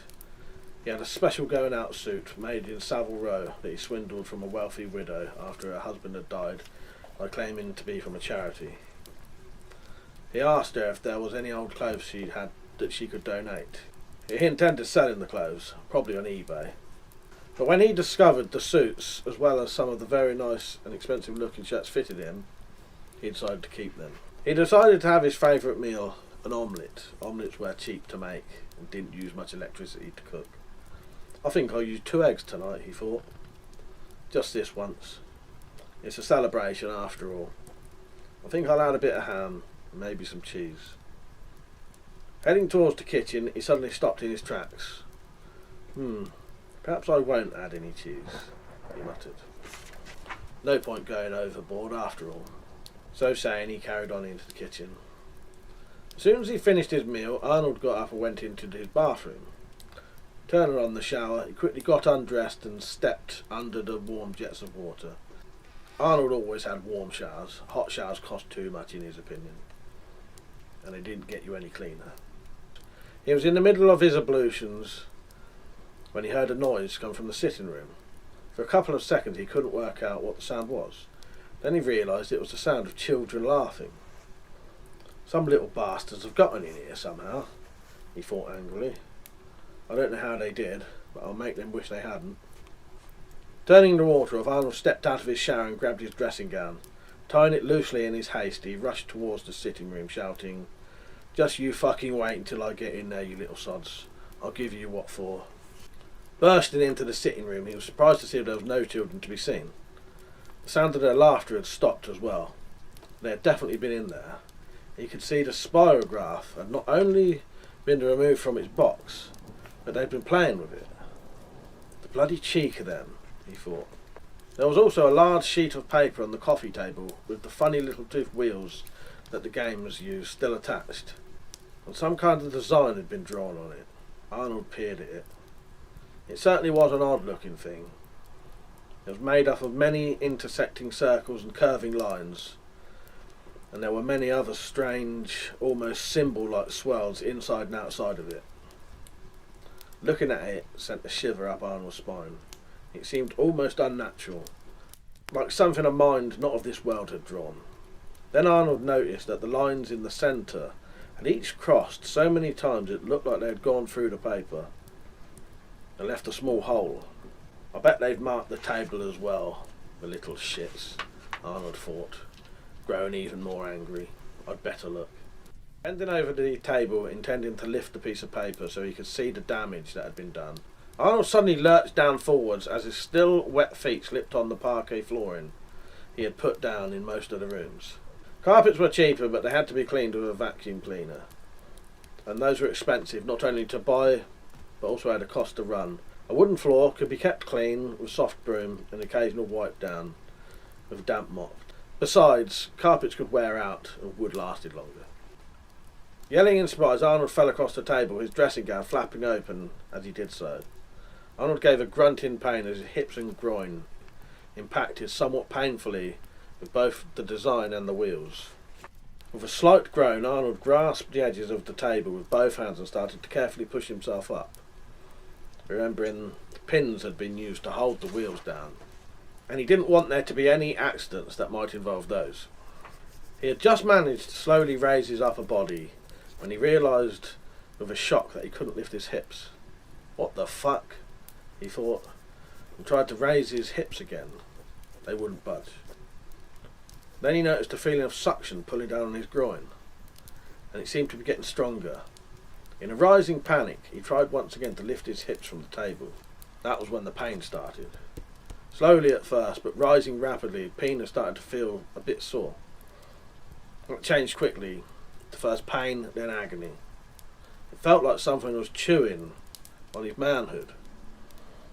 With a terrified scream and almost superhuman strength, Arnold pushed hard on the table, thrust upwards with his hips. With an agonising pain shooting through his groin, Arnold jerked upright. He was free. Gingerly, Arnold felt his crotch. Something didn't feel right. He looked down and saw with horror what had happened. His foreskin had almost been completely ripped off. There was only a small fragment of it left around the tip of his penis. But the worst thing was, his penis had grooves in it. Grooves that went all around its circumference. Not only that, it was only attached to him by a tiny strap of flesh about the size of a piece of cotton. As he looked, the skin gave way. His penis fell to the floor with a light slap and rolled under the table. As he looked, Arnold noticed that strangely he wasn't bleeding. It was as if the terrible wound had been cauterised in some fashion. This was little consolation though, and Arnold gave a piteous groan and turned, intending to get his phone from the bedroom and call an ambulance. It was then that he realised that the suction coming from the table had noticeably grown in strength. Not only that, it was getting stronger. Fearfully, Arnold twisted around and saw that a large hole had appeared in the table where the design had been, and the hole was getting wider with every second. He also noticed that his penis was still under the table, rapidly vibrating as the suction tried to pull it in every direction at once. Giving a scream of terror, Arnold turned back to the door and started to run. But despite his best efforts, the suction pulled him steadily backwards towards the ever-growing hole, pulling his loosely tied dressing gown from his body.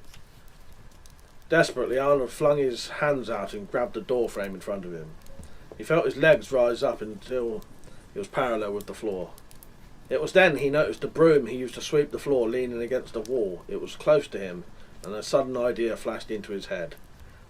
He grabbed the broom and rammed its handle between his buttocks and up into his rectum. To his surprise, he felt a twinge of pleasure as he did so. This should stop me from being sucked in, he thought. I'll be too long for it.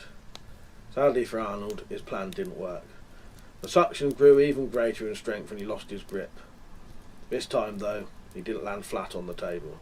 He felt something grab him and turn him until he was suspended vertically over the ever-widening hole. Then, with a desperate scream, he was pulled rapidly into the dark depths. 10 seconds later, the remains of the broom shot out of the hole in a spray of bristles and sliced pieces of wood, some of which had unpleasant-looking brown stains on them. In a way, that made it look like something hadn't liked the taste of them and had spat them out. One last scream of terror from Arnold followed them, then there was silence. Hearing Arnold's screams, his neighbours rushed outside to see what was happening. Quickly realising that they were coming from Arnold's house, they rushed over to his house. As they did so, the screaming stopped. Reaching the front door, they rang the doorbell. There was no reply, so they rang it again. The house remained silent. They quickly checked the back door, but that too was locked, and there was no answer to their knocking. They briefly discussed breaking the window to gain access, but decided against it. Arnold would probably sue them for the damages. So instead, one of them phoned the police, telling the operator what had happened. It sounded like he was being murdered, she said dramatically. This was somewhat ruined by another of his neighbours saying, loud enough to be overheard on the phone, "I bloody hope so, the bastard." PC Michael Maker was in the local park and was in the process of arresting a jogger who he'd caught having a shit behind some bushes when his radio crackled.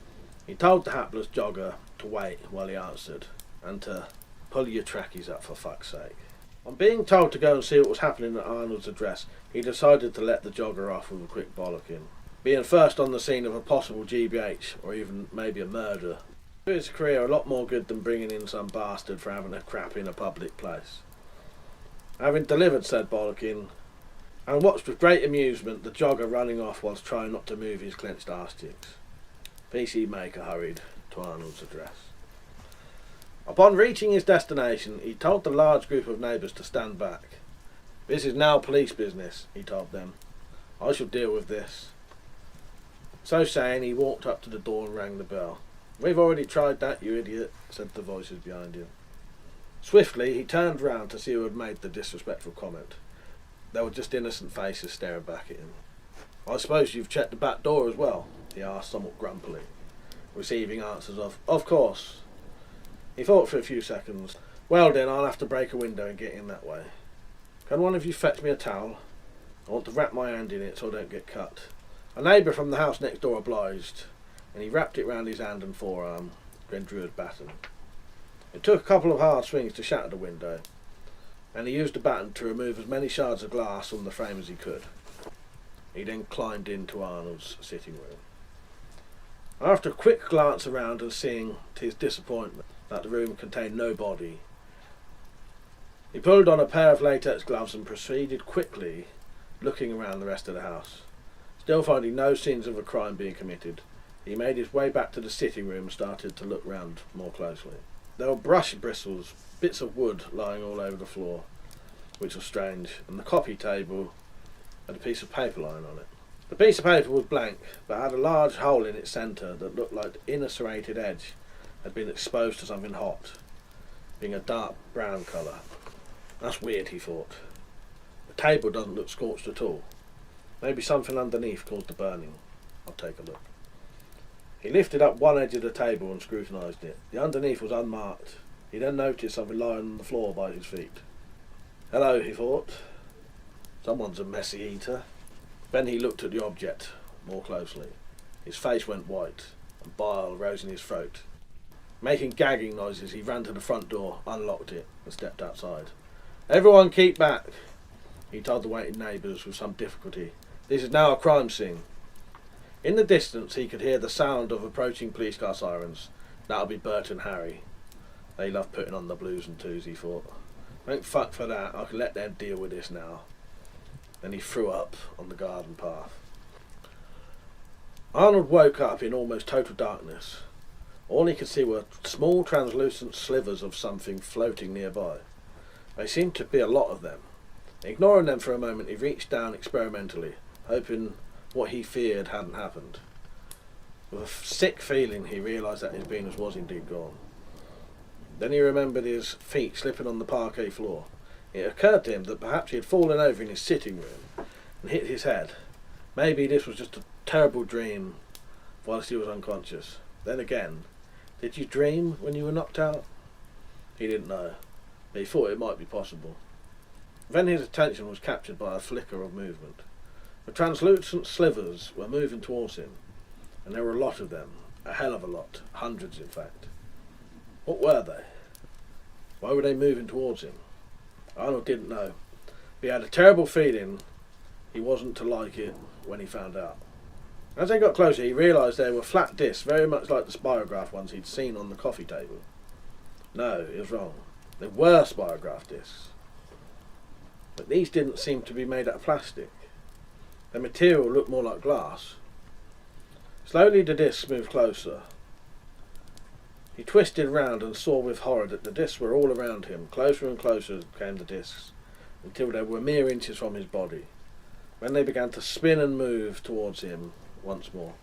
Arnold screamed in pain as the discs made contact with his body, and their teeth bit into it.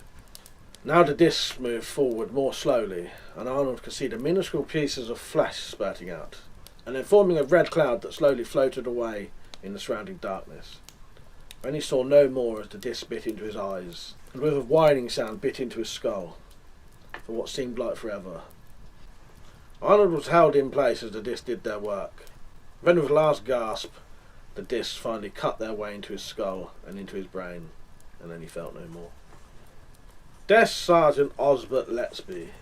Osbert had been put on desk duty for being too enthusiastic with his baton and/or taser when arresting unresisting suspects. To such an extent that if anyone complained of rough treatment, they'd be told, "That's nothing. You should just be glad it isn't Sergeant Lettsby having you. You'd know all about that." Sergeant Lettsby was on his way to the canteen for lunch when he heard DC Hadafew walking towards him with a look of consternation on her face. "There you are, Sarge," she said. "There's a problem. It's PC Maker. I found him outside, sitting against the wall, crying. I've put him in one of the interview rooms. I'll show you." Following her, as she led the way, Osbert wondered what on earth could be wrong with PC Maker. The lad was normally solid as a rock. Upon entering the room, Osbert was shocked to find PC Maker sat with his elbows resting on the table, with an untouched cup of tea in front of him, and his face buried in his hands, sobbing softly. Making his way to the table, Osbert sat opposite the distraught constable and asked gently, "What is it, lad? What's happened to cause all this?" PC Maker raised his face from his hands and looked at the sergeant, a look of revulsion mixed with dismay on his face. "I saw it, Sarge," he blurted. "I was the first one to see it. At first I thought it was a piece of hot dog some messy eater had dropped on the floor, and some mice had nibbled at it. But it wasn't, Sarge. It wasn't. It was a cock. A crinkle-cut cock." He then covered his face with his hand once again. As Osbert sat aghast, trying to ignore the vision forming in his mind, he heard the softly spoken words, "I'll never eat a hot dog again." Arnold woke up. He had no idea how many times he'd gone through the agony of having his body slowly being sliced apart by those small whirling teeth. But it must have been at least a dozen. "I must have died and gone to hell," he muttered. as he watched the discs form up once again. Then he heard a voice in his head. It was a soft voice that somehow managed to sound a bit plasticky. "No," said the voice, "you are not dead. In fact, even if you wished it to be so, you will never be allowed to die. And no, you are not in hell. You are in our realm, and here you will stay, for you are our plaything." Arnold then realised that it was his fate to be slowly sliced apart, again and again and again, for all of eternity. He gave a scream of utter despair once more, and the disc started spinning and closed in around him. Epilogue. Daphne opened her front door the next morning, intending to go to the local shop and buy some milk. As she stepped outside, she noticed something lying on the floor on the path in front of her. With a small shock, she realised it was the spirograph box that Arnold had taken away from her the day before. Well, well, she thought, Mr. Finch knew how much it meant to me, and has second thoughts about keeping it. I may have misjudged him. Perhaps he isn't so bad after all. She then picked up the box and carried it inside, and up to the children's bedroom, where she placed it on top of the pile of board games. "There," she said, "back in its proper place." Then she went downstairs, left the house, and went to buy her milk. Meanwhile, in another place, first star on the left, carry on till midnight, Arnold Finch kept screaming and screaming and screaming. Forever.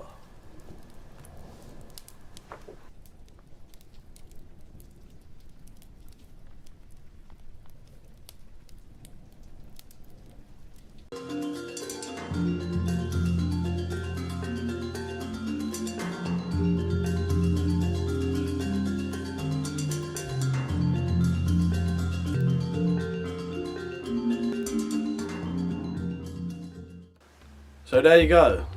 That is the phenomenon known as the Spiroverse and the Nether regions. Be very careful if you ever use a spiral pattern maker. It could be your undoing. The proof is there. Let me know what you think. If you had experiences with the Spiroverse, even down to something minor, please let me know in the comments, because there will be a part 2 to this documentary. At a later date, there's going to be a full feature film. Don't have nightmares. Don't get crinkle cut cock. Sleep well. Goodbye.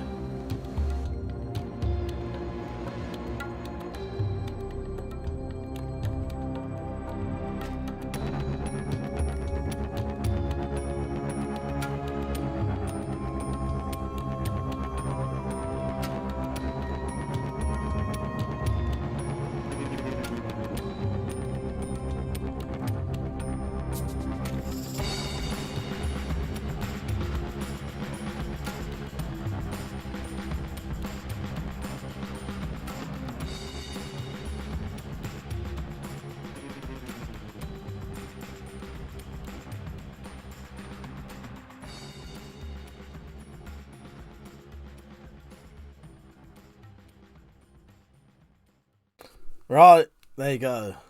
Don't get crinkle cut cock. Do not be doing spirographs, alright? So there you go. You should now know virtually everything you need to know, the basics of the Spiroverse, alright? There'll be plenty more coming. There'll be a film, there may be a second documentary, there'll be an interactive film to do with it. But yeah, I hope you enjoyed that and had a good laugh, because that's a very enjoyable video to do, that was, and I do like the Spiroverse stuff. But I'll try not to do it too much, because there are viewers who don't like it. It's a very, very niche part of my channel, but yeah, it's a good funny bit, and we enjoy it. The ones who do like that kind of stuff. So that's it for this video. I'll just do a little outro bit and explain what's going on tomorrow. So, you know, what's happened. So, yeah, I was unaware I was going out tonight. I thought it was tomorrow. So I was going to be live tomorrow, pre-recorded Saturday. But it's sort of, because I'll be hungover tomorrow, I won't be at a live stream. So it's pre-recorded both nights. So tomorrow's video will feature at least 1 hour of new footage that no one's seen, which is the walk I did with Ben down to the local cemetery and back. It was about 3 or 4 hour walk. It was a good laugh, actually. So that'll be at the end. So, seeing as both these videos are around about 2 hours long, I'll probably put them on about 9:30. So, yeah. So, around about 10:30 tomorrow should be the new footage, I think. I can't tell you that definitely, 'cause I'm not 100% sure. Around about 10:30, maybe 20 past, maybe 22:11, I'm not sure. Yeah, something like that. Alright? I hope not too many of you got blocked. Nah, it should be alright. If you did, send me an email. Alright? Thank you for watching, everyone. I appreciate it. See you tomorrow. Hope you have a good Easter weekend. See you later. Good night.